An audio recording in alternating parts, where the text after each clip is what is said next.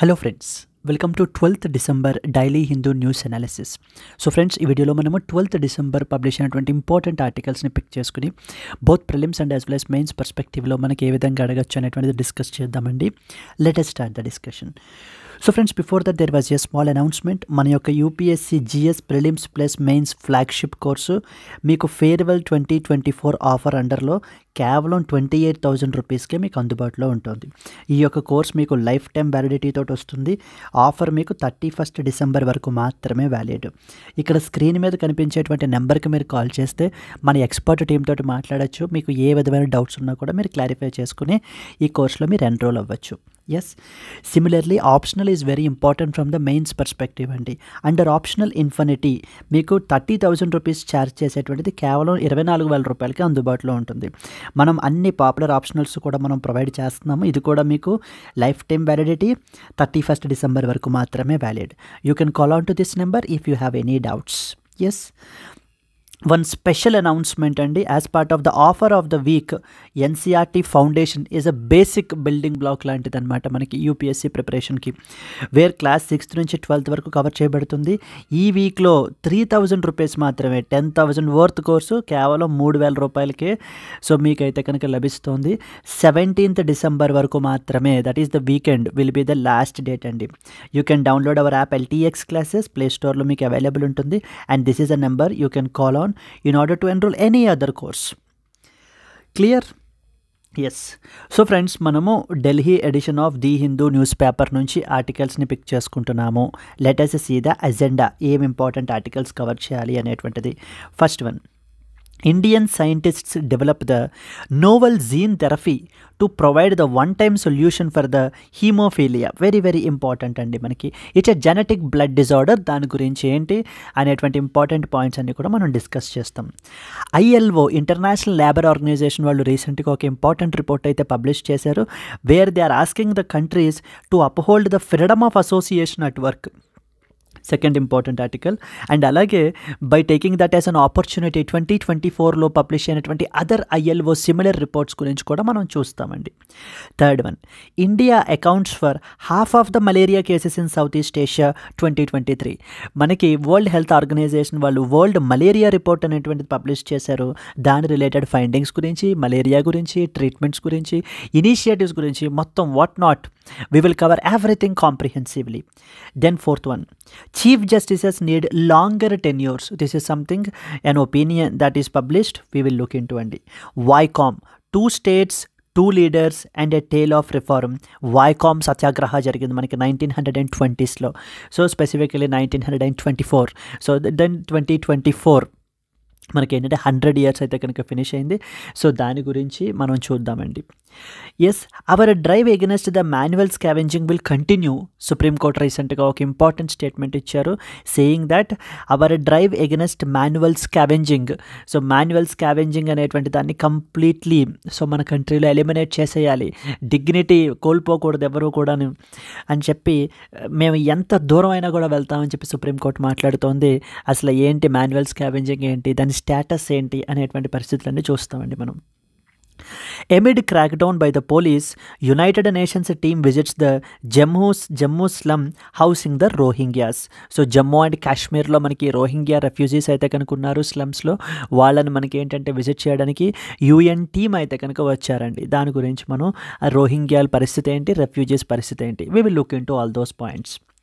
Clear? These are the important articles that we will cover in the today's Hindu news analysis. అండి ఇక్కడ నుంచి ఉన్నటువంటి articles like India's employability among the graduates to reach 54.8% by 2025. India skills report 2025 అంటూ రీసెంట్గా publish అయింది. So దాని గురించి మనం చూడాలి. Geographical indication tagged products showcased at Ashtalakshmi 2024. Ashtalakshmi 2024 అని చెప్పి నార్త్ ఈస్టర్న్ స్టేట్స్కి సంబంధించినటువంటి కల్చరల్ హెరిటేజ్ని దాన్ని కూడా మనం ఏంటంటే రికగ్నైజ్ చేయడం గురించి సో చేస్తున్నాము. ఈ యొక్క ఫెస్టివల్ని, ఈ యొక్క మనకి కాన్ఫరెన్స్ని అక్కడ జియోగ్రాఫికల్ ఇండికేషన్ ట్యాగ్డ్ ప్రొడక్ట్స్ గురించి అయితే కనుక షోకేస్ చేశారు. అవన్నీ కూడా ఈ ఆర్టికల్లో డిస్కస్ చేస్తాం. So international fund for agricultural development IFAD, so tribal empowerment programme గురించి ఒడిస్సా గవర్నమెంట్ ఏంటంటే 734 crore మనకి లోన్ అయితే తీసుకుంటుందండి IFAD నుంచి. దాని గురించి ఏంటనేది మనం ఒక లుక్ వేస్తాం. Steps to control the ground level ozone pollution highlighted by the Ministry of Environment, Forests and as well as Climate Change. Ground level ozone గురించి మనం అయితే కనుక ఎన్విరాన్మెంట్ బేస్డ్ ఆర్టికల్ మనం ఇక్కడ చూస్తామండి. ఇవన్నీ కూడా మనకి డైలీ లైవ్ కరెంట్ అఫైర్స్లో మనం డిస్కస్ చేసేటువంటి current affairs. These are part of this current affairs course, UPSC current affairs, the most comprehensive course for your current affairs preparation. దీనికి మనము అన్ని important topics from other websites నుంచి like press information bureau, down to earth, Indian express, ఇవన్నీ కూడా మనం publish చేయడం జరుగుతుంది. So దీనికి మనం ఛార్జ్ చేసేటువంటిది 8,000 రూపీస్ అండి. సో 1 year వ్యాలిడిటీ కేవలం మీకు 4,000 రూపీస్కి కూడా మీకు అవైలబుల్గా ఉంటుంది. Life 8,000 rupees life time validity తోటి వస్తుంది. ఆఫర్ 31st December వరకు మాత్రమే valid. You can call on to this number. So if you want to enrol into this course or if you have any other doubts. Clear? So that's it. Let's start the discussion. The first and foremost thing, Indian scientists developed the novel gene therapy to provide the one-time solution for the hemophilia. So hemophilia అనేటువంటిది మనకి ఏంటంటే కనుక genetic blood disorder అండి. Genetic blood disorder. It is a genetic blood disorder. What happens in this? So what happens in this is there will be continuous bleeding. So bleeding అనేటువంటిది మనకు ఆగకుండా, so ఆ clotting factor అనేటువంటిది ఉండదన్నమాట బాడీలో. దీంట్లో మళ్ళీ ఆ క్లాటింగ్ ఫ్యాక్టర్ లేకపోవడం మూలాన కంటిన్యూస్ బ్లడ్ క్లాట్ అవ్వకుండా కంటిన్యూస్గా బ్లీడ్ అయిపోతూనే ఉంటుంది. Even though any small injuries అయినా కూడా మనకి ఏంటంటే కంటిన్యూస్ బ్లీడింగ్ అవుతూనే ఉంటుంది. సో దెన్ దీనికి మనకి ఏంటంటే కనుక దీంట్లో డిఫరెంట్ టైప్స్ ఉంటాయి, లైక్ హిమోఫీలియా ఏ, హిమోఫీలియా బి, హిమోఫీలియా సి అండి. అండ్ దీనికి ట్రీట్మెంట్ కాస్ట్ నెక్స్ట్ ఒక 10 years పాటు ఉంది అని అంటే అరౌండ్ 2.54 crore వర్త్, క్రోర్ అయితే కనుక అవుతుందండి. 2.54 కోట్లు ఖర్చు అవుతుందట హీమోఫీలియాకి ట్రీట్మెంట్ గురించి. సో అంత ఎక్స్పెన్సివ్ ట్రీట్మెంట్. ఇక్కడ మనకు ఆ పాయింట్ రాశారు చూడండి.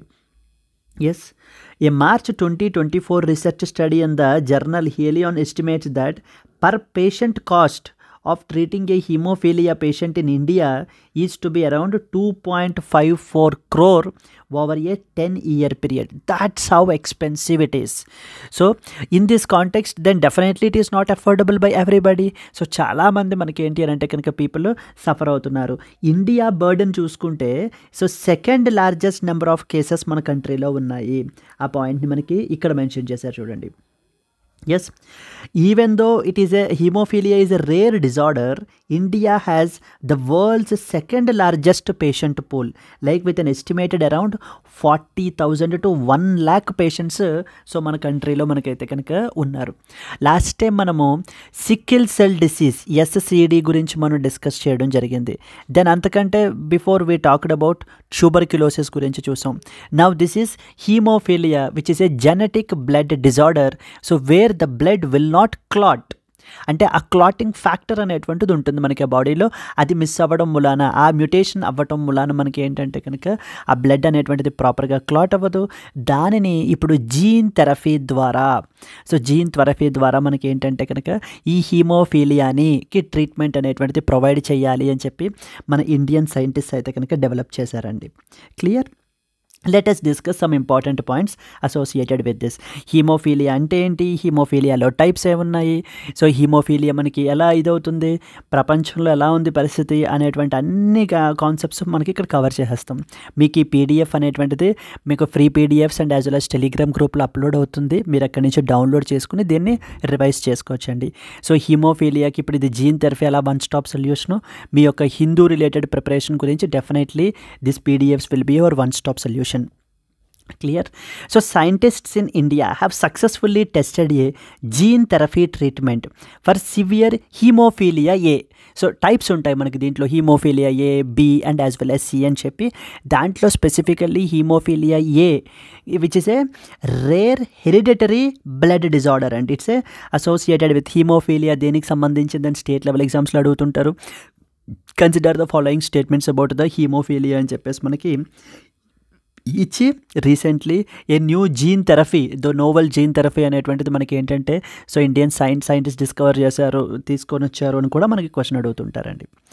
This therapy will offer a potential one time solution to a condition that previously required the frequent treatment. So frequent treatment మనకి ఇవ్వాల్సినటువంటి పరిస్థితుల్ని కంప్లీట్లీ మార్చి ఇప్పుడు ఓన్లీ వన్ టైమ్ సొల్యూషన్ కిందన మనకి దీన్ని ఆఫర్ చేస్తున్నారు. So this is what is haemophilia. So the normal blood vessel మనం తీసుకున్నట్లయితే కనుక సో ద బ్లడ్ ఫ్లో ఇలా చూసుకున్నప్పుడు సో ద క్లాటింగ్ ఫ్యాక్టర్స్ అనేటువంటివి ఉంటాయి. ఈ క్లాటింగ్ ఫ్యాక్టర్స్ ఏం చేస్తాయి అంటే మనకి ఆ బ్లడ్ క్లాట్ అయ్యే విధంగా మనకి చూస్తాయి ఏదైనా ఇంజ్యూరీ కానీ ఏదైనా అయినప్పుడు. బట్ హీమోఫీలియా పర్సన్ ఇది నార్మల్ బ్లడ్ వెజల్ కండిషన్లో. అలా కాకుండా హీమోఫీలియా కండిషన్లో తీసుకుంటే ఆ క్లాటింగ్ ఫ్యాక్టర్స్ ఉన్నాయి చూడండి, ఇక్కడ ఈ క్లాటింగ్ ఫ్యాక్టర్స్ ఉన్నాయి కదా. సో ఓకే, ఫ్యాక్టర్ 8 ఫ్యాక్టర్ 9 ఇలా మనకి డిఫరెంట్ క్లాటింగ్ ఫ్యాక్టర్స్ ఉంటాయి. ఆ క్లాటింగ్ ఫ్యాక్టర్స్ అనేటువంటివి ఇక్కడ మిస్ అయ్యాయి చూడండి. ఆ మిస్ అవ్వడం వలన అన్కంట్రోల్డ్ బ్లీడింగ్ అనేటువంటిది ఉంటుంది. అన్కంట్రోల్డ్ బ్లీడింగ్ అనే కండిషన్ని మనము హీమోఫీలియా అని కూడా పిలుస్తాం మనం. క్లియర్? ఎస్. దెన్ అసలు what is haemophilia? Haemophilia is a rare, చాలా అరుదనమాట, చాలా అరుదు, చాలా తక్కువ మందికి మాత్రమే వస్తుంది. బట్ ఈవెన్ చాలా రేర్ కండిషనే అయినా కూడా ఇండియా ప్రపంచంలో 2వ స్థానంలో ఉంది. అరౌండ్ 40,000 నుంచి 1,00,000 పేషెంట్స్ ఈ హీమోఫీలియా తోటి మనకైతే కనుక సఫర్ అవుతున్నారండి. It is a inherited. So parents నుంచి దెన్ నెక్స్ట్ వచ్చేసి మనకి ఏంటి అని అంటే కనుక చిల్డ్రన్కి ప్రీవియస్ జనరేషన్ నుంచి నెక్స్ట్ జనరేషన్కి ఇన్హెరిట్ అవుతుంది ఈ పర్టికులర్ డిసీజ్ అనేటువంటిది, హీమోఫీలియా అనేటువంటిది. ఈ డిజార్డర్ అనేటువంటిది. So okay, blood disorder that will impaired the bloods ability to clot. So clot అయ్యేటువంటి ఎబిలిటీని మనకి ఏంటంటే వేళల్లో కోల్పోతారు. అది దానికి కావాల్సినటువంటి ఆ క్లాటింగ్ ఫ్యాక్టర్ అనేటువంటిది వాళ్ళకి ఉండదు, leading to excessive bleeding. So as you can see in this representational image, like normal blood vessel పరిస్థితి ఎలా ఉంది, క్లాటింగ్ ఫ్యాక్టర్స్ ఎలా ఉన్నాయి, బ్లడ్ ఎలా క్లాట్ అయ్యింది, and uncontrolled bleeding, clotting factors absence అనేటువంటిది మనకు అర్థమవుతుంది. Then what is the cause? It occurs because of due to the deficiency of what I said previously, clotting factors అంటారు. ఆ క్లాటింగ్ ఫ్యాక్టర్స్ అనేటువంటివి లేకపోవటం వలన it proteins which are the proteins essential for controlling the bleeding. Basically these are clotting factors అనేటువంటివి the proteins essential for controlling the బ్లీడింగ్ని control చేయడానికి ఉపయోగపడేటువంటి proteins ఇవి. సో సిమ్టమ్స్ ఏంటి ఎవరికైనా హీమోఫీలియా ఉన్నప్పుడు? ఇంక్రీజ్డ్ బ్లీడింగ్, ఫ్రీక్వెంట్ బ్రూజింగ్ అంటారు, and the difficulty in stopping blood loss after injuries. ఏదైనా చిన్న ఇంజురీ అయిన వెంటనే ఇంకేంటంటే కనుక అసలు ఆ బ్లడ్ లాస్ అనేటువంటిది అవ్వకుండా ఆపడానికి ఉండదు అనమాట. అలా మనకి బ్లీడ్ అవుతూనే ఉంటుంది అలాగా ఈ పర్టికులర్లీ ఈ పేషెంట్స్లో. సో చిన్న మైనర్ ఇంజురీ అయినా కూడా వీళ్ళకి yes can also rarely develop as acquired hemophilia where auto antibodies can attack the clotting factors. At times మామూలుగా నార్మల్ కేసెస్ ఇది ఇన్హెరిటెడ్, సో అంటే ప్రీవియస్ జనరేషన్ నుంచి ద ఆఫ్ స్ప్రింగ్కి వస్తుంది. బట్ కానీ కొన్నిసార్లు ఎక్వైర్డ్ హీమోఫీలియా కండిషన్స్ అనేటువంటి కండిషన్స్ కూడా వస్తుంటాయి. అలాంటప్పుడు ఏంటంటే కనుక సో ఈ యొక్క ఆటో యాంటీబాడీస్ని మన బాడీలో ఉండేటువంటి క్లాటింగ్ ఫ్యాక్టర్స్ని అటాక్ చేసేస్తాయి. మరి ఎప్పుడైతే క్లాటింగ్ ఫ్యాక్టర్స్ని అటాక్ చేసి క్లాటింగ్ ఫ్యాక్టర్స్ని కంప్లీట్గా చంపేస్తాయో, వాటిని రిమూవ్ చేసేస్తాయో ఏమవుతుంది? So then bleeding will start again. Yes. Now what are the different types of haemophilia? ఎన్ని రకాలు హీమోఫీలియాలు మనకి?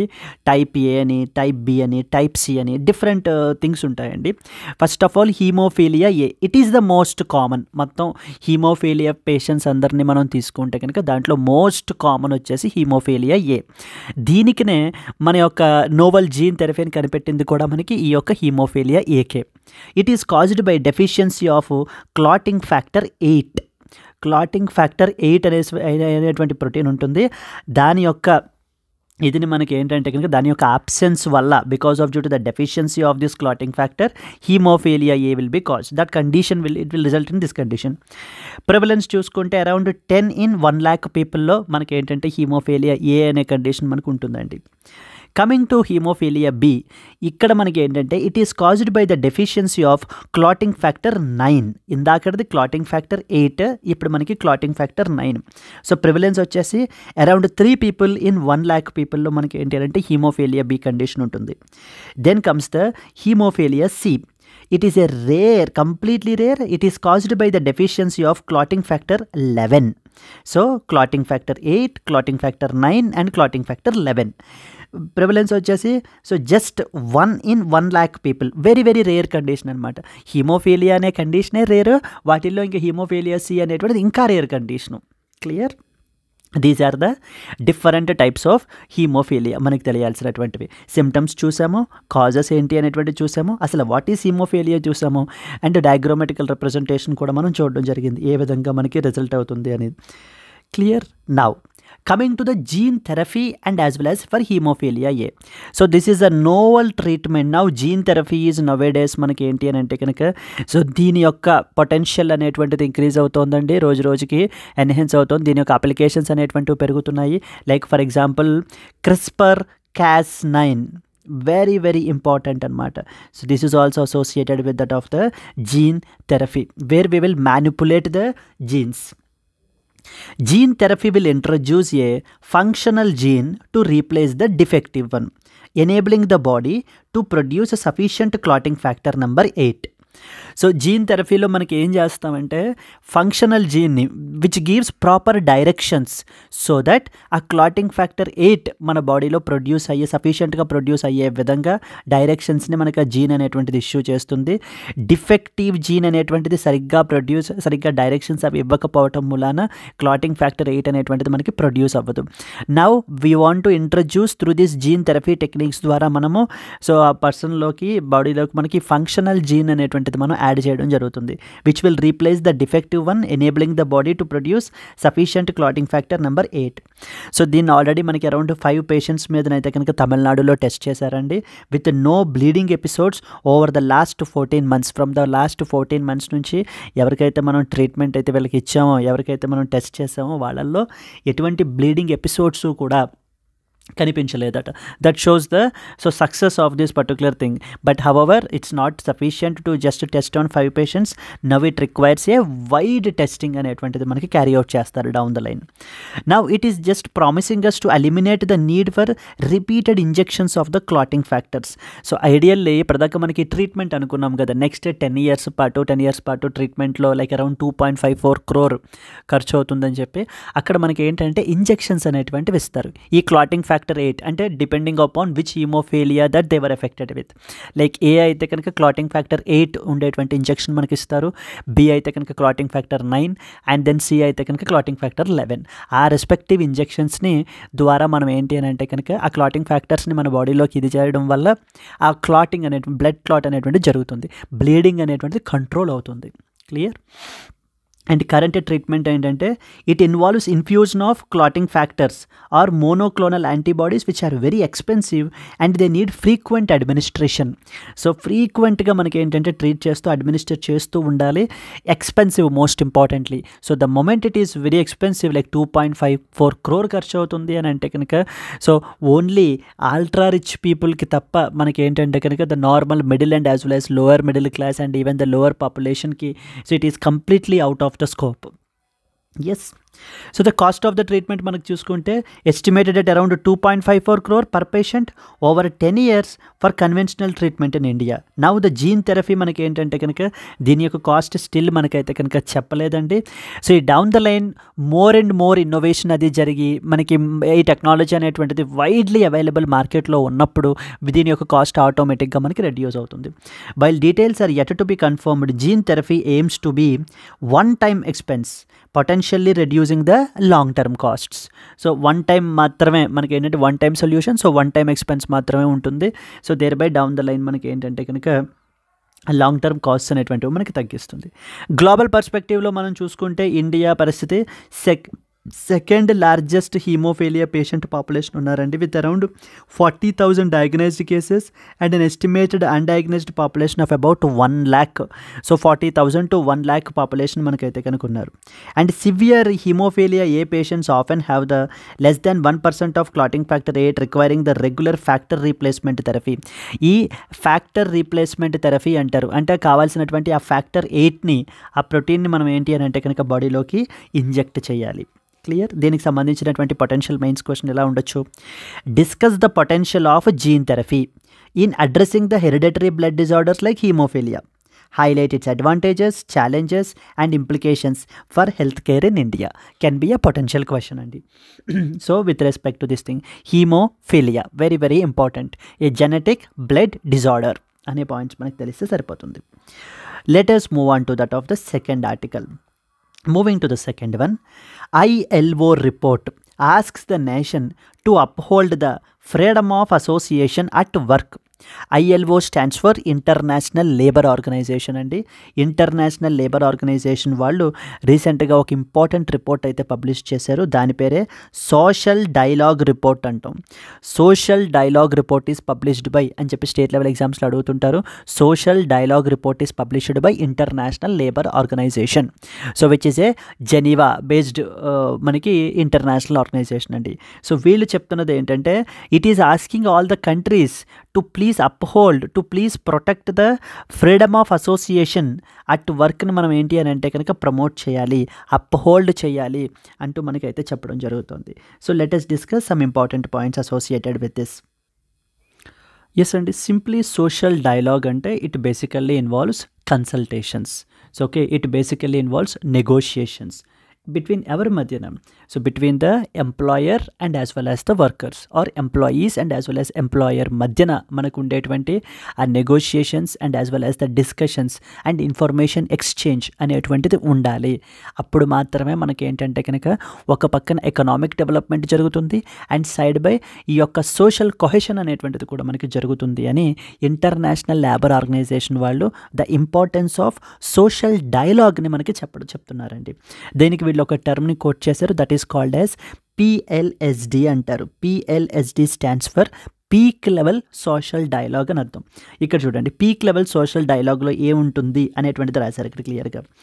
The report adds that PLSD involves processes which will bring together representatives of the governments యొక్క representatives ఒక పక్కన ఉండాలి, employers and business membership organisations, workers organisations at the national and sectoral levels. So that means the government representatives, employer representatives and employee or the worker level representatives అందరూ కూడా single platform మీదకి వచ్చి so they have to now discuss all the issues. వేటి గురించి discuss చేస్తారో కూడా రాశారు చూడండి. These process are designed to facilitate negotiations, consultations and then information exchange on various issues like relating to labour related issues గురించి, లేకపోతే economic and social policy related issues గురించి discussion అనేటువంటిది జరుగుతుంది. ఇలా డిస్కషన్ చేసి అప్పుడు డెసిషన్స్ తీసుకున్నప్పుడు మాత్రమే అది అందరి యొక్క ఇంట్రెస్ట్స్ని సర్వ్ చేసే విధంగా ఉంటుంది. ఒక పక్కన అటు దేశం ఎకానమీ నష్టపోకూడదు, అలా అని ఇంకొక పక్కన వర్కర్ ఎక్స్ప్లాయిటేషన్ అనేటువంటిది జరగకూడదు. So it should be a win win game. Economic development should go hand in hand with that of the workers welfare as well. So workers వెల్ఫేర్ని, వాళ్ళ యొక్క రైట్స్ని like to form the associations, లేకపోతే their right to have the collective bargaining అనేటువంటివి ఉండాలి అని international labour organization చెప్తోందండి. So recent status వీళ్ళు చెప్తున్న ప్రకారంగా ఏంటంటే 7% ఈ యొక్క వర్కర్ లిబరిటీస్ ఏవైతే ఉన్నాయో మనకి వీళ్ళ యొక్క రైట్ టు కలెక్టివ్ బార్గెనింగ్ అనేటువంటిది it has deteriorated by 7% between 2015 and as well as 2022.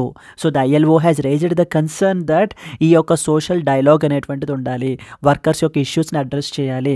So workers యొక్క ఇష్యూస్ని అడ్రస్ చేయాలి అని అంటే ఈ సోషల్ డైలాగ్ని పెట్టుకోవడం వల్ల అటు నేషనల్ అండ్ సెక్టోరల్ లెవెల్స్లో ఉండడం వలన మాత్రమే మనం వీళ్ళ యొక్క ఇష్యూస్ని అడ్రస్ చేయగలము. So their voice should also be heard. అంతే తప్ప ఓన్లీ మేనేజ్మెంట్ మాత్రమే డెసిషన్స్ తీసుకోవడం అనేటువంటిది కరెక్ట్ కాదు అనేటువంటిది ఈ యొక్క సోషల్ డైలాగ్ రిపోర్ట్ 2024 యొక్క ఇంపార్టెంట్ హైలైట్స్ అండి. Now let us read some important points associated with this. So the International Labour Organization released the report పేరేంటి, సోషల్ డైలాగ్ రిపోర్ట్ పేరు. సోషల్ డైలాగ్ రిపోర్ట్ ఎవరు పబ్లిష్ చేస్తారని అడుగుతారు.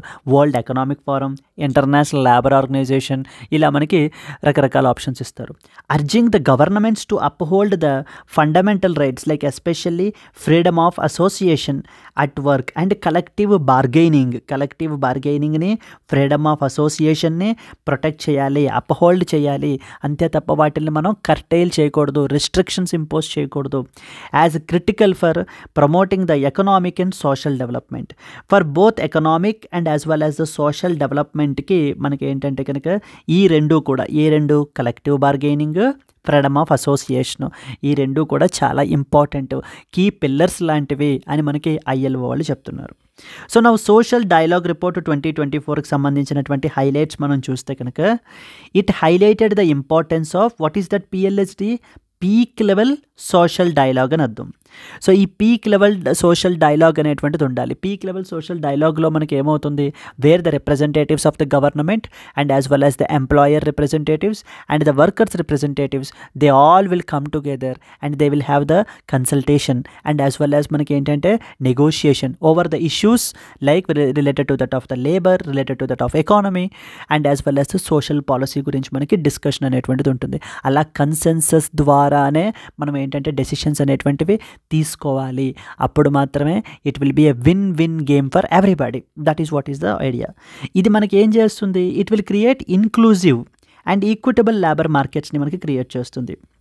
And this will also address the decline of civil liberties and bargaining rates globally, 7% deterioration from 2015 to 2022.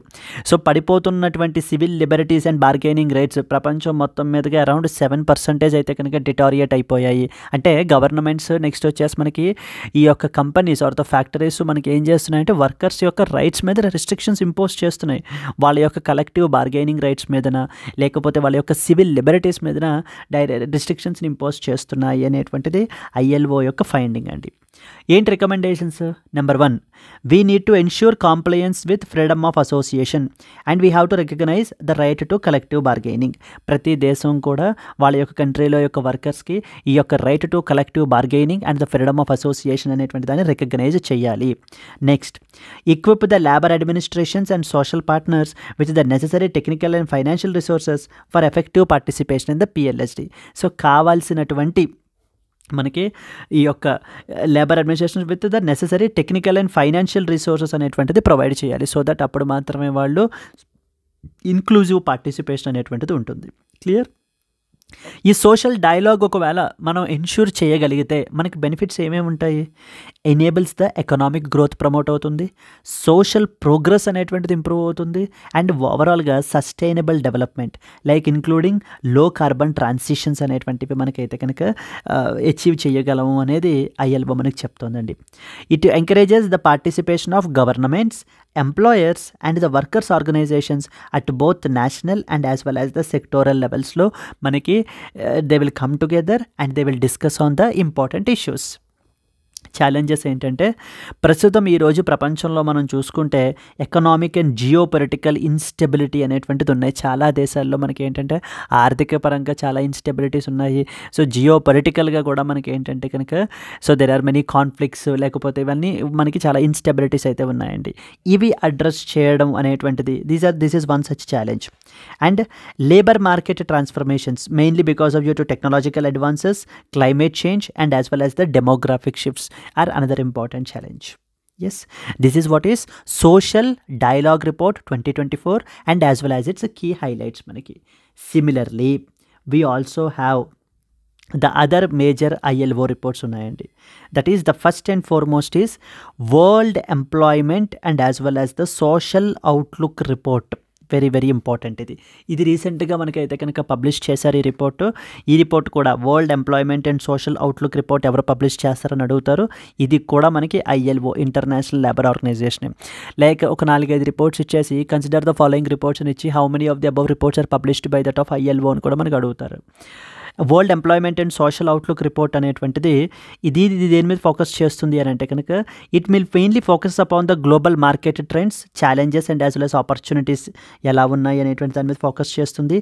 And in depth analysis provide చేస్తుందండి unemployment మీద, underemployment మీద, informal work world wide మీద మనకి ఏంటంటే కనుక ఈ యొక్క world employment and social outlook report మనకి ఇది చేయడం జరుగుతుంది. ఈ world employment and social outlook report రీసెంట్గా కూడా మనకి మొన్న పబ్లిష్ చేసిన దాన్ని బట్టి ఒక ఫైండింగ్ ఏంటంటే అన్ఆర్గనైజ్డ్ సెక్టార్ ఆర్ ఇన్ఫార్మల్ సెక్టార్లో ఉండేటువంటి పీపుల్ మీదన ఇన్కమ్ మీదన ఏ విధంగా ఆర్టిఫిషియల్ ఇంటెలిజెన్స్ ఇంపాక్ట్ ఉంటుంది అనేటువంటి పాయింట్ మెన్షన్ చేశారు. సో వాళ్ళు ఏమంటున్నారంటే ILO రిపోర్ట్ ప్రకారంగా because of due to artificial intelligence, because of due to the increased adoption of automation అనేటువంటిది మనకి పెరిగిపోతున్న మూలాన ఇన్ఫార్మల్ సెక్టార్లో వర్క్ చేసేటువంటి కొన్ని మాన్యువల్ జాబ్స్ అనేటువంటివి కోల్పోయేటువంటి పరిస్థితులు ఉన్నాయి. సో స్కిల్డ్ జాబ్స్గా మనకి ఏంటంటే కనుక మారిపోతాయి. మాన్యువల్ జాబ్స్ వాళ్ళ యొక్క ఇన్కమ్ అనేటువంటిది ఇంపాక్ట్ అయ్యేటువంటి పరిస్థితులు కూడా ఉన్నాయని ILO వాళ్ళు వాళ్ళ యొక్క world employment and social outlook రిపోర్ట్లో మనకి చెప్పడం జరిగింది. Clear, very important report. Then next ఇంకొక రిపోర్ట్ ఏంటంటే ensuring safety and health at work in a changing climate. ఇది కూడా మనకి ఈ ఇయర్లోనే పబ్లిష్ చేశారండి. Ensuring the safety and as well as health at work in a changing climate. So ఈ రిపోర్ట్స్ని మనకి ఇప్పుడు ఉన్న ఆర్టికల్లో మనకైతే కనుక ఎక్స్ప్లెయిన్ చూపించలేదు. So these are other major reports that you are must and show మీకు తెలియాల్సినటువంటివి. World employment and social outlook, ensuring safety and health at work in a changing climate. So ఈ రోజున మనం చూసుకుంటే climate change is one such very very important devil that is in the room అంటాం మనం. ఈ యొక్క క్లైమేట్ చేంజ్ అనేటువంటిది what not every సెక్టార్ని మనకైతే కనుక ఇంపాక్ట్ చేస్తుంది. అండ్ పర్టికులర్లీ వర్కర్స్ యొక్క health and as well as safety మీద ఇంకా సివియర్ ఇంపాక్ట్ మనకి చూపిస్తుందండి. Like those who are working outside, like for example agricultural labourers, so లేకపోతే ఇండస్ట్రీస్లోను మైన్స్లోను వర్క్ చేసేటువంటి వాళ్ళు, ఓపెన్ మైన్స్లోను వీటిలోను వర్క్ చేసేటువంటి వాళ్ళు.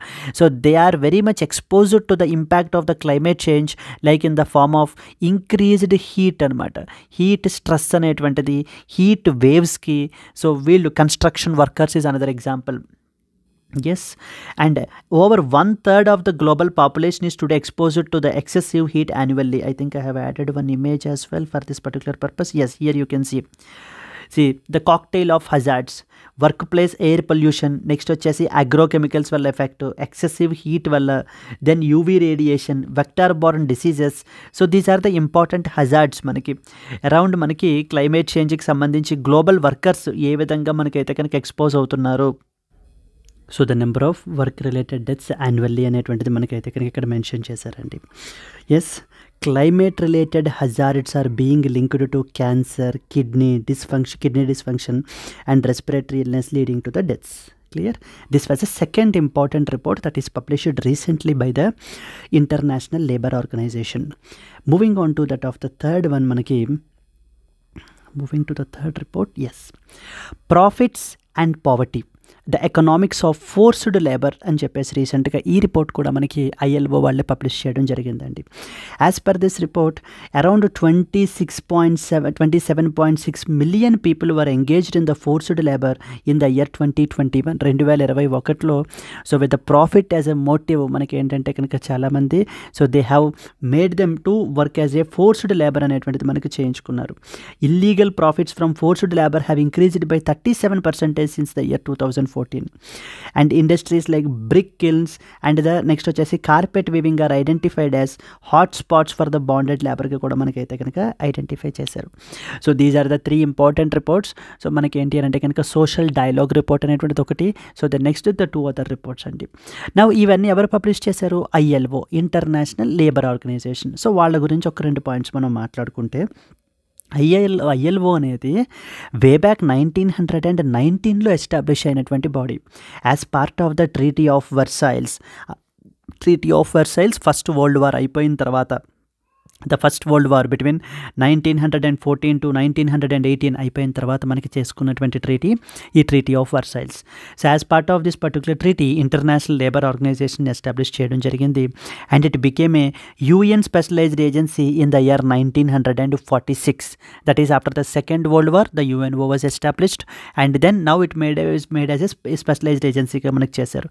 Head quarters very very important, Geneva, స్విట్జర్లాండ్లో మనకైతే వీటి హెడ్ క్వార్టర్స్ ఉన్నాయి. 187 మెంబర్ స్టేట్స్ ఉన్నారండి. The only tripartite UN agency, like where governments are represented, employers are represented and workers are represented. So it's the only tripartite United Nations ఏజెన్సీగా కూడా మనకి ILOకి ఒక unique distinction కూడా ఉందండి. వీళ్ళు ఏం చేస్తారు? ఇంటర్నేషనల్ లేబర్ స్టాండర్డ్స్ని ప్రిస్క్రైబ్ చేస్తారు and they supervises their application whether are they being properly implemented by the countries or not, so properly are they being compliant by the countries or not అనేటువంటివి మనకు చూస్తుంటారు. And they conduct the technical cooperation programmes, so to promote the sustainable డెవలప్మెంట్ని promote చేయడము. Then they also offer you training, education in research in the labour related ఇష్యూస్లో మనకి ఏంటంటే కనుక so training అనేటువంటిది ప్రొవైడ్ చేయడము, ఎడ్యుకేట్ చేయడము, రీసెర్చ్ని ఫర్దర్గా క్యారీ అవుట్ చేయడం, so that for the labour related rights యొక్క పీపుల్ లేబర్ రైట్స్ని అప్హోల్డ్ చేయడము గురించి, లేబర్ వెల్ఫేర్ గురించి వీళ్ళు మెజర్స్ తీసుకుంటూ ఉండేటువంటి బాడీ అండి. వీళ్ళ యొక్క కంట్రిబ్యూషన్స్ని గుర్తించి అరౌండ్ 1969లో ద నోబెల్ పీస్ ప్రైజ్ కూడా మనకి for promoting the social justice మనకి ILO వాళ్ళకి కన్ఫర్ చేయడం జరిగింది. వెరీ వెరీ ఇంపార్టెంట్ పాయింట్ ఇది కూడా. Clear? So this is what is the important reports and the important points associated with that of the ILO, International Labour Organization గురించి. Let us move forward to the next important article. Yes, this is also very important and worrisome అండి. అయితే India accounts for half of the malaria cases in the South east Asia in 2023. World health organisation వాళ్ళు రీసెంట్గా మనకి world malaria report అనేటువంటి దాన్ని మనకైతే publish చేశారు 2024, wear వీళ్ళు చెప్తున్న ప్రకారం ఏంటంటే సౌత్ ఈస్ట్ ఏషియాలో around half of the malaria cases they have been from the India only. India నుంచే మనకి ఏంటంటే కనుక half of the malaria cases అయితే కనుక ఉన్నాయట. So let us read some important points associated with this article. Yes. So మనం చూస్తే the world health organisation's world malaria report, who published the world malaria report 2024 అని అడుగుతారు. So that is world health organisation. ఇదే world health organisation వాళ్ళు global TB report కూడా వీళ్ళే publish చేశారండి. Global TB report 2024 కూడా మనకి వరల్డ్ హెల్త్ ఆర్గనైజేషన్ వాళ్ళే పబ్లిష్ చేశారు. Highlights that India as contributing nearly half of all the malaria cases in south east Asia, emphasising that there is a need for sustained control measures అనేటువంటివి తీసుకోవాలి అంటూ world health organisation వాళ్ళు మనకి దీన్ని highlight చేయడం జరుగుతుంది. Yes, this was a representational image. And key points మనం తీసుకుంటే 2024 WHO వరల్డ్ మలేరియా రిపోర్ట్కి సంబంధించినటువంటి హైలైట్స్ ఏమేంటి? First and foremost point, India accounts for nearly 50% of the estimated malaria cases in south east Asia. Now, along with Indonesia, the two nations contribute 88% of the malaria deaths in this region. So 50% of the cases మనం India account చేస్తూ ఉంటే overall ఈ రీజియన్లోనే మనకి 88% of the malaria related deaths only కేవలం India and as well as Indonesia నుంచి ఉన్నాయండి. Indonesia is another south east Asian nation which is also part of the ASEAN. Now, what about the progress? So the malaria deaths in Southeast Asia fell by 82.9% from 35,000 in 2000 to 6,000 in 2023. మనకైతే కనుక తగ్గాయి. And total malaria cases also dropped from 22.4 million, 8 million to 4 million, which is a reduction of about 82.4%. Regional trends చూసుకుంటే కనుక countries which are achieving the reduction in malaria cases మనం చూస్తే so achieved reduction malaria cases India, Bangladesh, Nepal, Indonesia, వీటిల్లో మనకి cases అయితే కనుక మనకి decrease అయితే అయ్యాయండి. But there are other countries where the malaria case loads for increased, south Korea, Thailand and as well as the Myanmar. So global impact మనం తీసుకుంటే since 2000 about 17.7 million cases and 93% reduction in the case incidents have been achieved in south east Asia. Now it's the time to look in to అసలు what is malaria, what it is, ఇది ఏది cause చేస్తుంది మనకి అనేటువంటి points మనం చూద్దాం. First of all, what is malaria and what is its cause? Malaria is caused by the plasmodium అనేటువంటి parasite మనకి కాజ్ చేస్తుందండి. Transmitted to humans through the bite of infected female anopheles mosquito. So female anopheles mosquito infect అయ్యి ఉండుంటే కనుక, అంటే వేరే పర్సన్ని మనకి ఏంటంటే బైట్ చేసి ఈ యొక్క పారాసైట్ని మనకి ఏంటంటే కనుక తన బాడీ నుంచి ఇది మనకి ఏంటంటే బైట్ చేస్తే కనుక అన్ఇన్ఫెక్టెడ్ పర్సన్కి కూడా మనకి ఇది స్ప్రెడ్ అవుతుంది. Transmitted to humans through the bite of the infected female anopheles mosquito. So దీంట్లో డిఫరెంట్ పారాసైట్స్ మనకి ఏంటంటే డిఫరెంట్ టైప్స్ ఉంటాయి మనకి, like plasmodium falciparum, plasmodium vivax అనేటువంటి రకాలు ఉంటాయండి. ప్లాస్మోడియం ఫాల్సిపారం మనకి ఏంటంటే it causes severe and fatal ఇన్ఫెక్షన్స్ని కాజ్ చేస్తుంది. వివాక్స్ ఏంటంటే the most wide spread globally. The two important things మనకు తెలియాల్సినటువంటివి. సో మలేరియాకి ఎఫెక్ట్ అయినటువంటి వాళ్ళు fever, chills, headache, muscle ache, fatigue అంటే అలసట, ఇవన్నీ కూడా వస్తాయి. ఇంకా సివియర్ కేసెస్కి వెళ్ళిపోయేసరికి ఏంటంటే organ failure, coma or even it may result in the death as well. Death కండిషన్స్ని కూడా మనకి ఏంటంటే చూడొచ్చు. So those were affected with that of the malaria. So vaccines రీసెంట్గా మనకి సంథింగ్ కాల్డ్ యాజ్ RTS-S అనేటువంటి వ్యాక్సిన్ని మనకి తీసుకుని వచ్చారండి. ఇది మనకి ఏంటంటే అరౌండ్ 30-40% ఎఫికసీ అయితే ఉంటుంది. Has been rolled out in the high transmission areas. And one more వచ్చేసి మనకి ఏంటి అని అంటే కనుక సెకండ్ వన్ వచ్చేసి R21 are the other name కూడా ఉంటుంది దానికి, మ్యాట్రిక్స్-M అంటారు, matrix M vaccine. So it is developed by the Oxford university awaits the WHO approval. So RTS-S అనేటువంటి వ్యాక్సిన్, R21A/మ్యాట్రిక్స్-M వ్యాక్సిన్, ఇవి వేటికి సంబంధించినటువంటివని కూడా అడుగుతారండి. ఇది మలేరియాకి సంబంధించినటువంటిది. గ్లోబల్ ఇనిషియేటివ్స్ మనం ఏమేమి తీసుకున్నారు అంటే ఇంటర్నేషనల్ లెవెల్లో ఏం తీసుకున్నాము అని అంటే ఫస్ట్ వన్ వచ్చేసి గ్లోబల్ మలేరియా ప్రోగ్రామ్ అనేటువంటి దాన్ని మనకి ఇంట్రడ్యూస్ చేశారు. ఎవరు? World health organization. A world health organization initiative aligned with the global technical strategy for malaria 2016 to 2030. అంటే in aligning with that of the global technical strategy for malaria 2016 to 2030 అనేటువంటి స్ట్రాటజీతో align అవుతూ మనకి global malaria programme అనేటువంటిది introduce చేయబడటం జరిగింది. Where the objective ఏంటంటే to reduce the case incidence and mortality by around 90% by 2030 నాటికి మనకి ఎంత రెడ్యూస్ చేయాలి. సెకండ్ది E2025 ఇనిషియేటివ్ అని లాంచ్ చేశారు. ఇది మనకి 2021లో లాంచ్ చేయబడడం జరిగింది. To eliminate the malaria transmission in 25 identified countries by the year 2025. 2025 నాటికి ఐడెంటిఫై చేసినటువంటి 25 దేశాల్లో మనకి మలేరియా అనేటువంటి దాన్ని, మలేరియా ట్రాన్స్మిషన్ అనేటువంటి దాన్ని మనకి ఎలిమినేట్ చేసేయాలి. E2025 initiative. Then next one malaria elimination initiative అని థర్డ్ వన్ తీసుకుని వచ్చారు. ఇది మనకి Bill and Melinda Gates foundation వాళ్ళు అయితే కనుక రన్ చేస్తున్నారండి. Focusing upon innovative tools for elimination. Then fourth important world malaria day అనేటువంటిది మనం ఏంటంటే అవేర్నెస్ని రన్ చేయడం గురించి, ఇది చేయడం గురించి మనం ఏంటి అని అంటే కనుక అబ్జర్వ్ చేస్తున్నాము.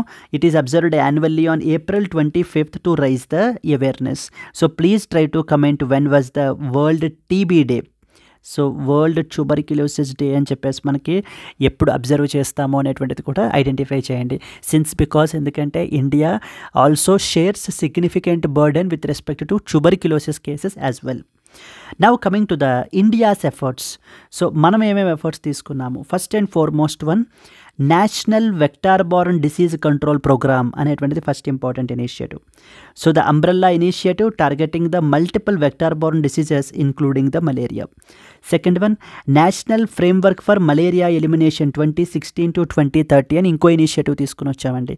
This is aligned with that of the global strategy మనకి ఏదైతే ఉందో 2016 to 2030 అదే ఫ్రేమ్వర్క్ తోటి మనం దీన్ని కూడా తీసుకుని రావడం జరిగింది. That is a national framework for malaria elimination to achieve malaria free status by 2027 and complete elimination by the year 2030 achieve చేయాలి.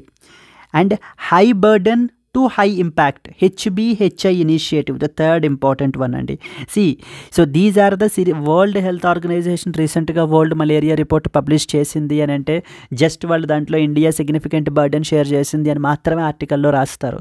బట్ అదర్ గ్లోబల్ ఇనిషియేటివ్స్ ఏవేంటి, ఇండియన్ నేషనల్ ఇనిషియేటివ్స్ ఏవేంటి, ఏమేం మెజర్స్ గవర్నమెంట్ తీసుకుంటోంది, ఇలాంటి పాయింట్స్ అన్నీ కూడా మనకి తెలియాలి. Clear? That is high burden to high impact అనేటువంటిది అనదర్ ఇనిషియేటివ్. ఇది మనకి ఏం చేస్తామంటే like high burden states like west Bengal, Jharkhand, Chhattisgarh, Madhya Pradesh వీటి మీద మనం ఇనిషియేటివ్ తీసుకుంటాము. ఫోకస్డ్ ఇంటర్వెన్షన్స్ అనేటువంటివి మనం తీసుకోవడం జరుగుతుందండి. Then MERA India malaria elimination research alliance అని చెప్పేసి మనకి రీసెంట్గా దీన్ని కూడా స్టార్ట్ చేశారు. It is a collaboration that is led by ICMR Indian council of medical research వాళ్ళు అయితే కానీ కొలాబరేట్ చేస్తున్నారు to advance the malaria research and control మెజర్స్ని తీసుకోవడానికండి. So malaria research, malaria related రీసెర్చ్ని ప్రమోట్ చేయడము అండ్ కంట్రోల్ మెజర్స్ని ఇంప్లిమెంట్ చేయడం అనేటువంటిది another important initiative that is taken by these things. So what are the initiatives? So the first one is national vector borne disease control programme, national framework for malaria elimination 2016 to 2030, high burden to high impact initiative, malaria elimination research alliance India, MERA India. ఇవన్నీ కూడా India's initiatives. And ప్రపంచం మొత్తం మీదుగా world malaria day, malaria elimination initiative, ఈ 2025 initiative, global malaria programme, ఇవన్నీ కూడా global initiatives అండి. Clear? నా ఒక 2 important points with respect to WHO గురించి మాట్లాడుకుంటే, సో WHO మనకి 1948లో ఎస్టాబ్లిష్ అయింది.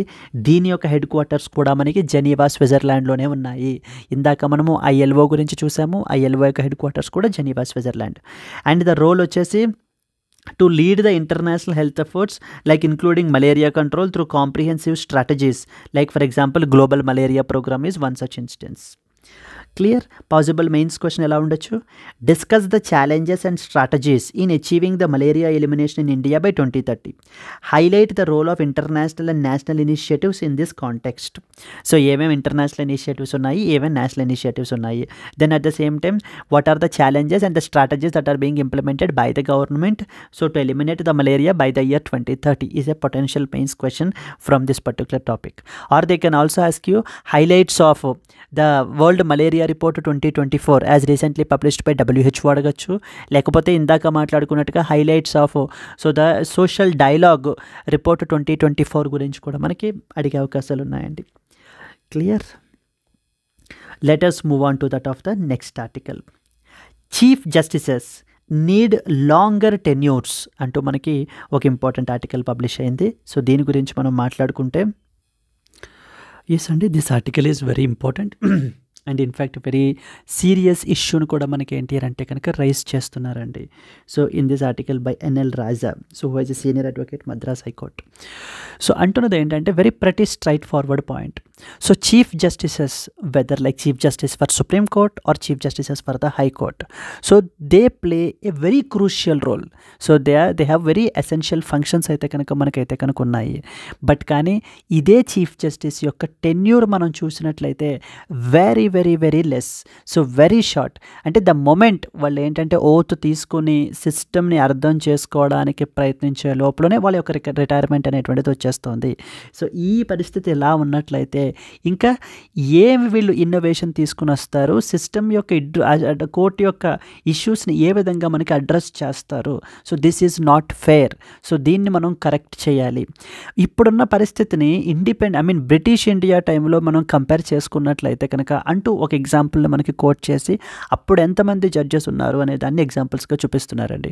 ఓవరాల్ కన్క్లూడింగ్ పాయింట్ ఏం చెప్తున్నారంటే, so chief justices are very very crucial for the surviving of these institutions. So మరి ఇన్ దిస్ కాంటెక్స్ట్ మనము వీళ్ళకి మినిమం టైం అనేటువంటిది కూడా ఇవ్వకుండా అడ్జస్ట్ అవ్వడానికి, అకామిడేట్ అవ్వడానికి, ఆ యొక్క ఇష్యూస్ని అర్థం చేసుకోవడానికి, so then what contributions they can make, so therefore it has to be changed అనేది ఇక్కడ మనకి ఆథర్ యొక్క view point. Clear? That is what is the main point. ఇక్కడ మనకి ఎగ్జాంపుల్స్లో ఇక్కడంతా కూడా రకరకాల the number of different examples of the chief justices గురించి మనకైతే ఎగ్జాంపుల్ చూపించారు. ఇక్కడ వచ్చేసి మనకి బ్రిటిష్ ఇండియాలో పరిస్థితి ఎలా ఉంది. ఈ రోజున మన కంట్రీలో చూసుకుంటే just hardly 1 year or 6 months. So for somebody it was even 24 days as well. So మనకి ఏంటంటే చీఫ్ జస్టిస్గా రిటైర్ అయిపోవడం జరిగింది.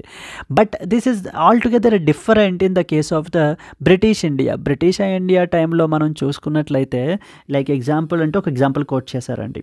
మద్రాస్ హైకోర్ట్ గురించి ఎగ్జాంపుల్ కోట్ చేశారు. Madras high court came in to existence in 1862.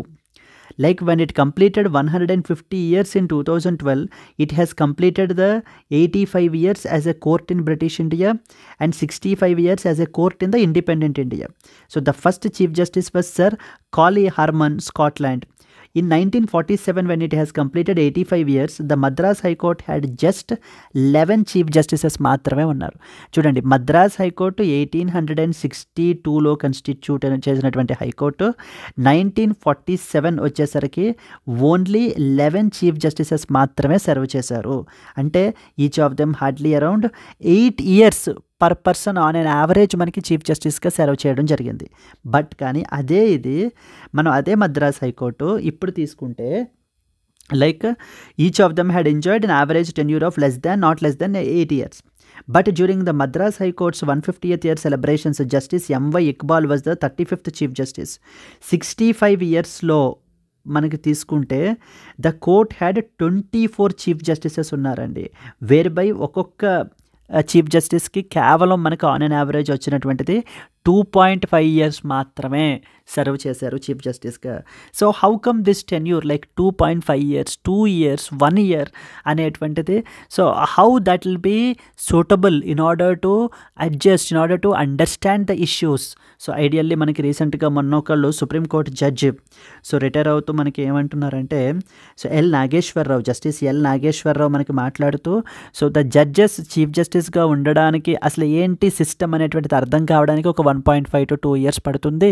So the chief justice should have the longer tenure, let's say 6 years, and if there is a possibility even 10 years కూడా అయితే కనుక ఉండాలి అంటూ justice L Nageswararao మనకి చెప్పడం జరుగుతుందండి. సో ఓవరాల్ మనం ఏంటంటే ఆ యొక్క ఇన్నోవేషన్ వీళ్ళ నుంచి మనం ఎక్స్పెక్ట్ చేయాలి, ఆ ప్రాబ్లమ్ సాల్వింగ్ అనేటువంటిది ఎక్స్పెక్ట్ చేయాలి అని అంటే first of all we have to give them some time to understand the problems. That is what is the view point of this order. Clear? Then, so the article by Raja highlights the issue of short tenures for Chief Justices of High Courts in India. It discusses the institutional challenges this poses and advocates for the reform so that to ensure longer tenure for Chief Justices, drawing comparison from historical and as well as international practices. So recent appointments shows that several Chief Justices have very, very short tenure. Example, so Justice Rajiv Shakedar of Himachal Pradesh High Court just served only 24 days మాత్రమే serve చేసి retire అయిపోవడం జరిగింది. These short tenures hinder the institutional stability and overall effectiveness of the judiciary మీద అయితే కనుక impact పడుతుంది. Responsibilities of the chief justice కూడా మనకి మెన్షన్ చేశారండి. Chief justice plays a very crucial role because he will oversee the administration, he will recommend the judges, manage the disciplinary actions తీసుకోవాలి అని అంటే కనుక, and coordinate the overall judicial processes. So the complexity of the states tasks varies from across the states and demand significant time for adaptation and execution. ఏదైనా ఆ particular సిస్టమ్కి మనకి adapt అయ్యి ఆ యొక్క ప్రాబ్లమ్స్కి మనకి సొల్యూషన్స్ని మనం ఇంప్లిమెంట్ చేసి ఎగ్జిక్యూట్ చేయడానికి ఖచ్చితంగా it will take substantial amount of time. So it's not fair that మనకి ఏంటంటే కనుక ఇంత తక్కువ టైం పీరియడ్ ఇచ్చినట్లయితే కనుక ఎటువంటి ఇన్నోవేషను జరగదు. ఇన్ఫ్యాక్ట్ ఇన్నోవేషన్ జరగకపోగా ఇన్స్టిట్యూషన్ యొక్క స్టెబిలిటీ మీద ఇంపాక్ట్ పడేటువంటి అవకాశాలు చాలా ఎక్కువ ఉన్నాయి అంటూ మనకి ఇక్కడ రాజా మాట్లాడుతున్నారండి.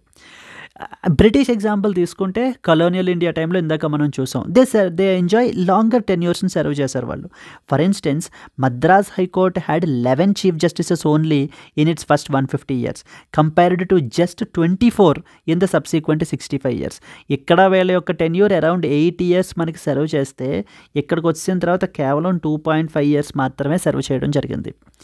So the average tenure of a chief justice has drastically reduced over time, like thereby it is limiting the innovation and the institutional progress మీద ఇంపాక్ట్ అయితే కనుక పడుతుంది అని చెప్తున్నారు.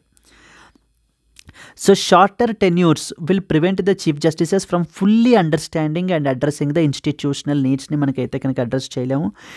For instance, Supreme Court Judge Nageshwar Rao suggested a minimum term of at least 8 years for judges elevated from that of the High Courts to Supreme Court అయితే కనుక ఉండాలి అని చెప్తున్నారు. Some important suggestions. First suggestion ఏంటి? Increase the tenure, the first suggestion. Second one, judicial autonomy మనం ఏంటంటే కనుక enhance చేయాలి. Allow the chief justices to take adequate time so that to evolve and adapt to their roles before their term ends abruptly. Yes. And here I have mentioned some important points with respect to the Chief Justice of India as well. So he has administrative authority and he will assign to the cases to Supreme Court benches ki A bench ki A case assign cheyali అనేటువంటిది మనకి it will be decided by the Chief Justice of India, and he will also manage the court schedules ని కూడా మనకి ఏంటంటే manage చేస్తారు. And he is consulted for appointing the Supreme Court and High Court judges with that of the collegium. So since he is part of the collegium system, so he will be consulted like whom ఏ జడ్జిని supreme court జడ్జిని appoint చేయాలి, ఏ high court జడ్జెస్ని మనకి appoint చేయాలి అనేటువంటి దాన్ని కూడా మనకి కలేజియం సిస్టమ్ని మనకి చేయడం జరుగుతుందండి. And he appoints the ad hoc Supreme Court judges as well and can be recommend relocating Supreme Court sessions with that of the presidential approval.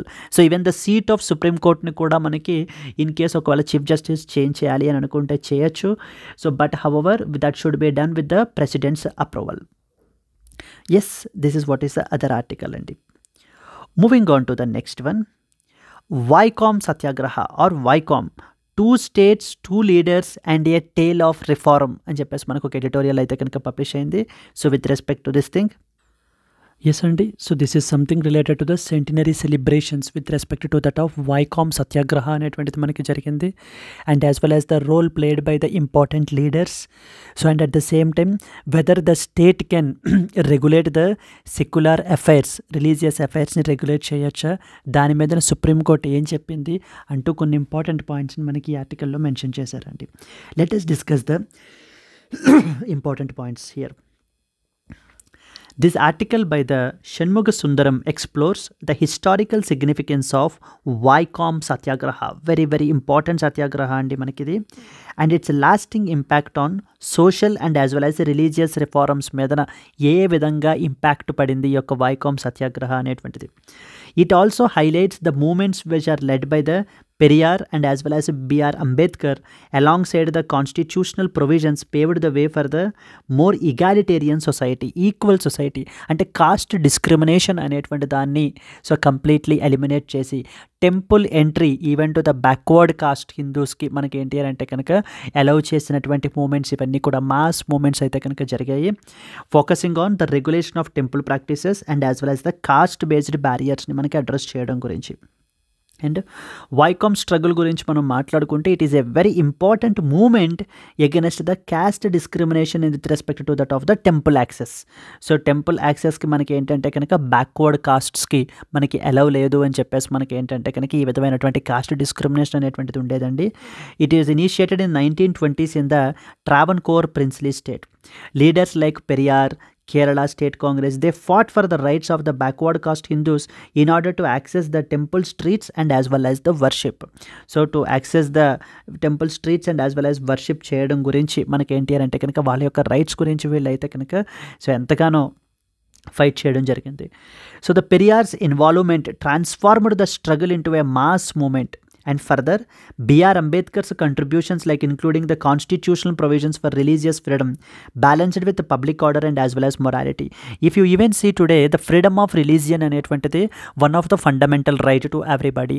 So to every citizen under article number 25 నుంచి మనకి ఏంటంటే కనుక ఈ యొక్క religion freedom of religion గురించి అయితే కనుక మాట్లాడతాయి 25 to 28. సో అండ్ లెజిస్లేటివ్ మైల్ స్టోన్స్ని కూడా మనకి అయితే కనుక తీసుకుని వచ్చారు. Like for example Travancore temple entry proclamation, Madras temple entry authorisation act అనేటువంటి దాన్ని. So all these legislations enabled the access to temples for all castes, marking the significant progress in dismantling the caste barriers. ఆ మధ్యలో ఉన్నటువంటి cost barriers అనేటువంటి వాటిని తొలగించి అందరికీ కూడా ఈక్వల్ యాక్సెస్ ఉండే విధంగా మనకి ఏంటి అని అంటే కనుక ఎటువంటి కాస్ట్ బేస్డ్ డిస్క్రిమినేషన్ ఉండకుండా ఈ యొక్క లెజిస్లేషన్స్ అయితే తీసుకుని వచ్చారు. అండ్ ఈ వైకామ్ సత్యాగ్రహ ఈ ఇయర్ మనకి ఏంటంటే సో ఖచ్చితంగా it is very important to commemorate all these great leaders contribution towards eliminating the cost discrimination in our country అంటూ మనకి ఈ ఆర్టికల్లో చెప్పుకొస్తున్నారండి. సో ఈవెన్ సుప్రీం కోర్టు కూడా మనకి ఏంటంటే కనుక upheld the state regulation of temples so that to ensure the equality promote చేయడం గురించి, ఇంక్లూజివిటీ ప్రమోట్ చేయడం గురించి. It can even the states can also regulate the so temple or religion related affairs, but it should B secular in nature అయి ఉండాలి. And అలాగనే essential practice అనేటువంటి టెస్ట్ని కూడా మనకి ప్రపోజ్ చేసింది supreme court.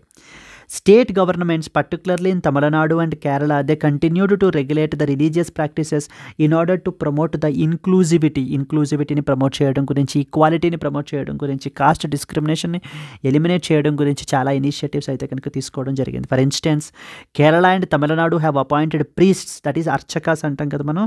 So from the non Brahmin కమ్యూనిటీస్ని కూడా మనకి ఏంటి అని అంటే కనుక అపాయింట్ చేశారండి, challenging the orthodox practices. Centenary celebrations of Vaikom Satyagraha emphasise its continued relevance. Overall మనకి సజెషన్స్ ఏంటంటే కనుక sustained reform efforts, we have to strengthen the government policies ensuring inclusivity in religious practices. And అలాగే centenary events this వాయికామ్ Satyagraha events should underscore the movements broader message of equality and as well as the justice అనేటువంటి దాన్ని మనం అయితే కనుక promote చేయాలి. ఆ యొక్క broader message అనేటువంటి దాన్ని మనం అర్థం చేసుకోవాలి అనేది ఈ యొక్క వ్యూ పాయింట్ అండి with respect to this article. Clear? Let's move on to the next one. Our drive against manual scavenging will continue says supreme court. Supreme court రీసెంట్గా ఈ యొక్క మాన్యువల్ స్కావెంజింగ్ అనేటువంటి ప్రాక్టీస్, ఈ యొక్క జాబ్ ఏదైతే ఉందో it is completely against human dignity. So human dignity is one of the fundamental right మనకి. So the right to life also includes right to live with dignity is one of the important right. So therefore in order to protect this right we can go to any extent, మేము ఎంత దూరం అయినా కూడా వెళ్తాము. So ఈ యొక్క manual scavenging అనేటువంటి దాన్ని కంప్లీట్లీ మన కంట్రీలో ఎలిమినేట్ చేయాలి అంటూ మనకి 2023లో సుప్రీంకోర్టు ఈవెన్ మనకి డైరెక్షన్స్ కూడా ఇష్యూ చేసింది central and as well as state గవర్నమెంట్స్కి. వాటిని ఇంప్లిమెంట్ చేయించేదాకా మేము ఏంటి అని అంటే కనుక విడిచిపెట్టేది లేదు అంటూ సుప్రీంకోర్టు మనకి చెప్పడం జరుగుతుందండి. So in this point let us read some important points. The Supreme Court reaffirmed its commitment to eradicate manual scavenging and the hazardous cleaning of sewer and as well as the septic tanks, addressing the issue as a question of human dignity. It's basically where the human dignity is being compromised. So that human dignity need to be protected. For example, recentగా మనకి ఇది ఇదే హిందూలోనే ఒక important survey కూడా మనకి publish అయిందండి. The caste wise share in percentage of workers who are engaged in cleaning of sewers and septic tanks across the country మనకి ఏంటంటే survey చేస్తే తెలిసింది ఏంటంటే కంప్లీట్లీ అరౌండ్ షెడ్యూల్డ్ కాస్ట్స్ నుంచి 68.9% are only from the scheduled castes. Scheduled tribes నుంచి 8.3%, other backward classes 14% and general category 8%. So this clearly indicates that so the lower level marginalised castes అంటూ మనకి ఏవైతే ఉన్నాయో ఇప్పటిదాకా హిస్టారికల్ ఇంజస్టిస్ ఏవైతే meet అయ్యారో this SC and as well as ST people మనకి ఏంటంటే so they were only indulged in these particular activities. So ఖచ్చితంగా ఈ డిస్క్రిమినేషన్ని మనం అయితే కనుక అడ్రస్ చేయాలి, ఈ యొక్క ప్రాక్టీస్ని ఎండ్ చేయాలి అంటూ మనకి Supreme Court is very serious on this particular aspect. This was a representational image and you can see it emphasized that there is an urgency of eliminating the manual scavenging, calling it as a completely inhuman practice. It even referenced to the October 2023 judgment directing the union and state government to eradicate manual scavenging and hazardous cleaning practices ni మన కంట్రీలో completely eliminate చేయాలి, వాళ్ళకి alternative employment అనేటువంటిది provide చేయాలి అంటూ మనకి court చెప్పడం జరిగింది. The court highlighted the continued deaths of workers because of due to asphyxiation while cleaning the sewers and as well as the septic tanks. So many hundreds of people got killed because of due to this asphyxiation వల్ల, అంటే ఆ యొక్క harmful gases వాటి వల్ల మనకి ఏంటి అని అంటే కనుక చనిపోవడం జరిగింది. గవర్నమెంట్ దీనికి సంబంధించి ఒక ఇంపార్టెంట్ ప్రోగ్రామ్ని లాంచ్ చేశారండి. That is called as Namaste program Namaste is associated with అని అడుగుతారు. ఇది మనకి ministry of social justice and empowerment వాళ్ళు లాంచ్ చేయబడడం జరిగింది 2023-24 by the ministry of social justice and empowerment. దీని ఆబ్జెక్టివ్స్ ఏవేంటి అని అంటే to mechanise the sewer and as well as septic tank క్లీనింగ్ని. We have to prevent the fatalities and empower the workers as శానిప్రెన్యూర్స్గా మనం ఏంటి అని అంటే కనుక చూడాలి, వాళ్ళకి safety training and safety equipment అనేటువంటిది ప్రొవైడ్ చేయాలి. So 38,000 workers profiled across 29 states and UTs, 91% belong to that of SC/ST categories and OBC categories. 377 deaths were recorded between the 2019 to 2023. ఈ యొక్క మనకి ఏంటంటే కనుక sewer and as well as septic tank cleaning యాక్టివిటీస్ని carry out చేస్తూ around మనకి 373 మంది మనకైతే కనుక చనిపోయారు. So yes, so and 2.26 crore in the capital subsidies provided to 191 beneficiaries for the self employment programs. Government మనకి ఏంటంటే ఆల్టర్నేటివ్ ఎంప్లాయ్మెంట్ని ప్రమోట్ చేయడం గురించి అరౌండ్ 2.26 crore సబ్సిడీస్ అయితే కనుక మేము ప్రొవైడ్ చేసాము టు అరౌండ్ 191 బెనిఫిషరీస్కి అని చెప్పి మనకి గవర్నమెంట్ చెప్తోంది under project Namaste. So the states like Chhattisgarh, Meghalaya and West Bengal are lacking in the profiling the workers. అంటే అసలు ఎవరెవరు ఉన్నారు ఏంటి అనేటువంటిది మనకి ఏంటంటే కనుక ఇది చేయడం గురించి, ఆ డీటెయిల్స్ సేకరించడం గురించి. Tamil Nadu and Odisha operate independent programmes not reporting to that of the centre. So possible mains question can be, discuss the role of judiciary and government initiatives like Namaste program in addressing the socio-economic issue of manual scavenging in India, can be a potential question. So manual scavenging is a very inhuman practice, and the cleaning of sewer and as well as the septic tanks by the humans. Yes, this is what is the another important article. Moving on to that of the next one. Amid crackdown by the police, UN team visits the Jammu slum housing the Rohingyas. Rohingyas are basically the stateless people గా మనం ఈ రోజున consider చేస్తాం ప్రపంచం మొత్తంలోనే, and the most vulnerable population అండి. Ideally వీళ్ళు ఏంటి అని అంటే కనుక మయన్మార్లో రఖైన్ అనేటువంటి స్టేట్కి చెందినటువంటి వాళ్ళు. అక్కడ మీకు ఏంటంటే హండ్రెడ్స్ ఆఫ్ ఇయర్స్ నుంచి వీళ్ళు ఎక్కడే ఉంటున్నారు. అయితే మయన్మార్ గవర్నమెంట్ మాత్రం వీళ్ళ యొక్క సిటిజన్షిప్ని అయితే డెనీ చేస్తున్నారు. వీళ్ళు ఎవరో కూడా మా యొక్క మయన్మార్ పీపుల్ కాదు అంటూ వీళ్ళ మీదన పర్సిక్యూషన్స్ని, అంటే వీళ్ళ యొక్క కమ్యూనిటీకి సంబంధించినటువంటి వాళ్ళందరినీ కూడా చంపేయడం అవి చేస్తున్నారు. సో దాని మూలాన వీళ్ళు ఏం చేస్తున్నారంటే రోహింగ్యాస్ అందరూ కూడా పక్కనున్న దేశాలకి విడిచిపెట్టి వలస వెళ్ళిపోతున్నారు. లైక్ పక్కనున్న దేశాలంటే ఎవరెవరు, Bangladesh and as well as India, ఈ దేశాలకు వచ్చేయడం జరుగుతుంది. But since already India is the populous country, మనకి ఏంటంటే now there is a resource fight అనేటువంటిది జరుగుతుంది మనకి. With more population with the scarce resources అంటే definitely there will be a conflict అనేటువంటిది రావడం జరుగుతుంది. దాని వల్ల మనకి ఆ యొక్క ప్రొటెస్ట్స్ అవి కూడా మన కంట్రీలో కూడా చేస్తున్నారు.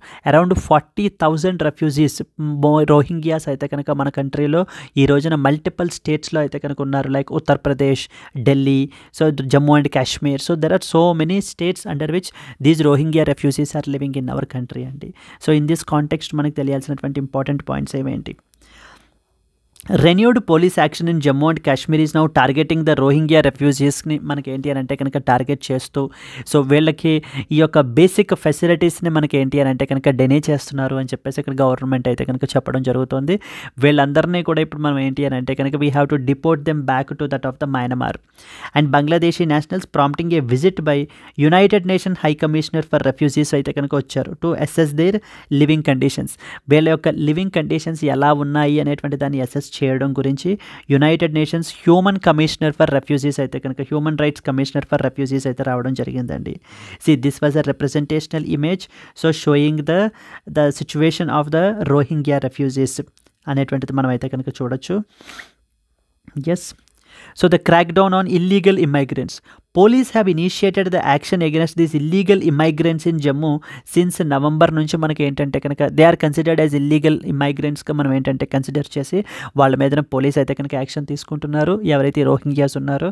అండ్ అలాగనే వీళ్ళకి basic electricity supply, water supply, ఈ కనెక్షన్స్ అనేటువంటివి కూడా మనకి ఏంటి అని అంటే కనుక ఆపేయడం జరుగుతుంది.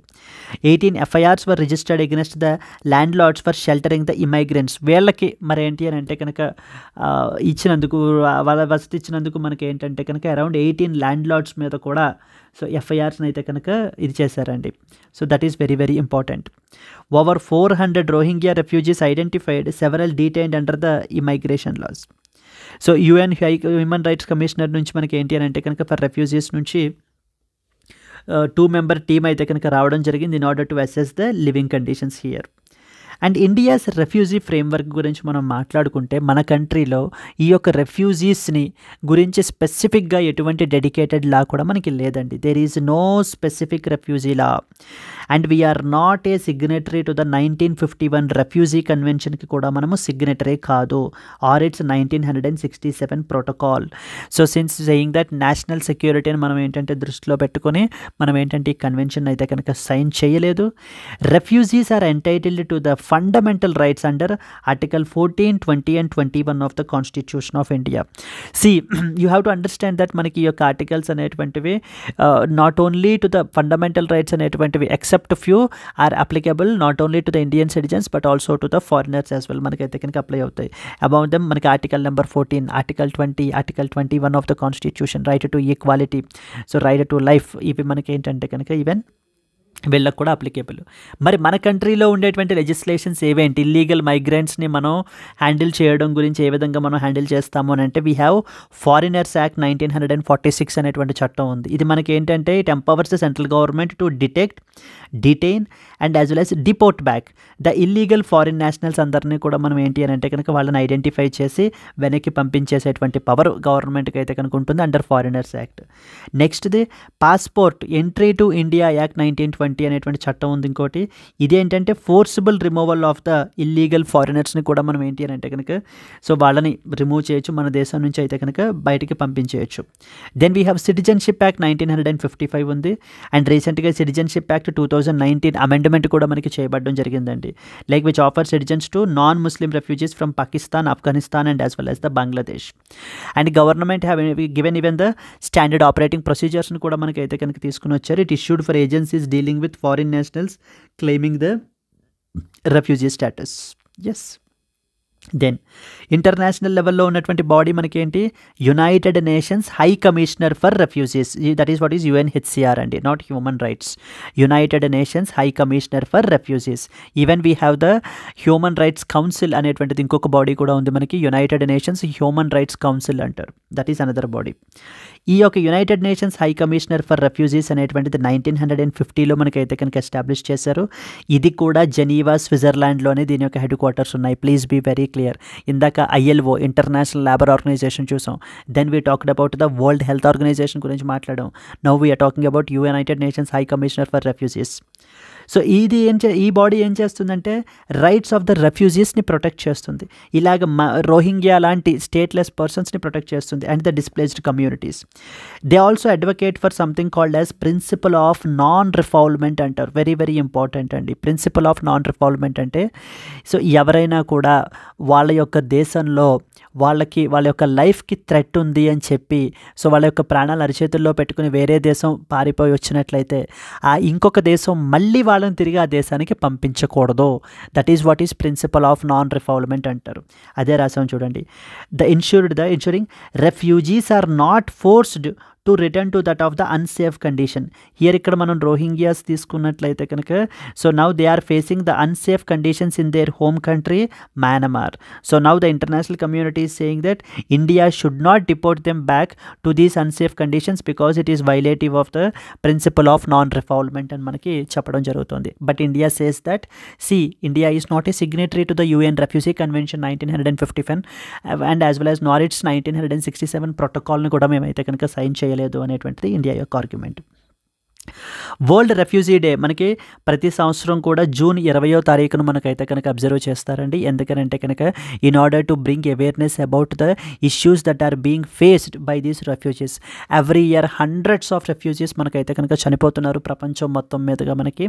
To honour the refugees resilience and as well as their courage. And ఉన్న కన్వెన్షన్ 1951 రెఫ్యూజీ కన్వెన్షన్. దీన్నే మనకి జెనీవా కన్వెన్షన్ అని కూడా పిలుస్తూ ఉంటారు. So it defines the refugees rights and the host the country obligations. So ఏదైనా దేశం మనకి ఏంటంటే ఈ కన్వెన్షన్ని సైన్ చేసినట్లయితే కనుక it has some obligations as well to protect these refugees. So the non-refoulement, the protection against forced return to unsafe area is a core principle గా మనం consider చేస్తారు.